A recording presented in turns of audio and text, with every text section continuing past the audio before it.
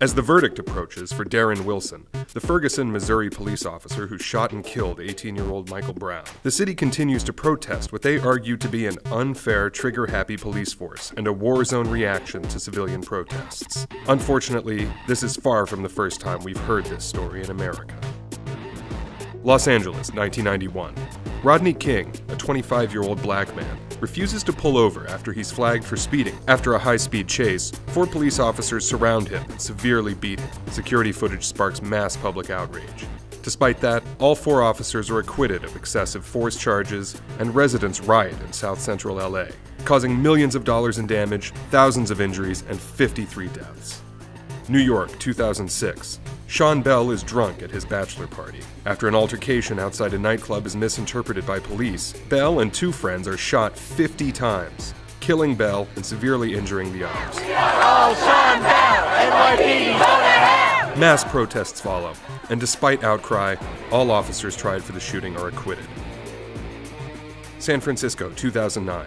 Oscar Grant is involved in a drunk scuffle on a BART train late on New Year's night. Police respond and detain Grant and several friends. An unarmed Grant resists his subduer, despite being kept prone. An officer on the scene shoots him in the back, in front of dozens of witnesses, some of whom are videotaping the incident. Grant dies in the hospital a few hours later.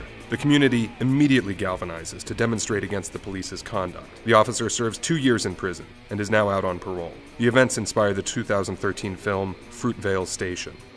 Sanford, Florida, 2012.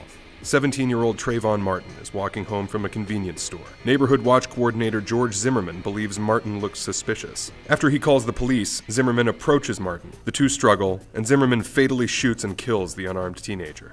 Protests spread across the country, with figures like Al Sharpton and President Obama lending their voices in disdain for Florida's Stand Your Ground laws, which to this date have not been changed. I just ask people to consider, if Trayvon Martin was of age and armed, could he have stood his ground on that sidewalk? Ferguson, Missouri, 2014. Michael Brown and a friend are walking in the middle of the street. Officer Darren Wilson orders Brown and his friend off the street. A struggle ensues through the officer's truck's window, and a gunshot sends Brown running. Wilson pursues and shoots Brown 6 times. Protests, both violent and peaceful, erupt in Ferguson.